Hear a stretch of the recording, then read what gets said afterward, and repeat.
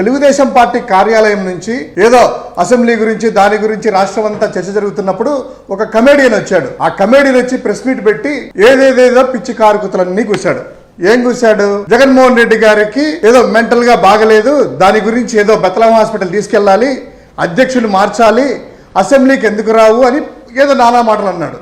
ఒకే ఒక్కటి, ఎవరైతే మాట్లాడుతున్నారో ఆ కమేడియన్ భాష, ఆ కమేడియన్ హావభావాలు, ఆ కమేడియన్ యొక్క రూపురేఖలు చూస్తే ఎవరికి మెంటల్ ఉంది, ఎవరికి పిచ్చింది అనేటువంటిది అర్థమవుతుంది.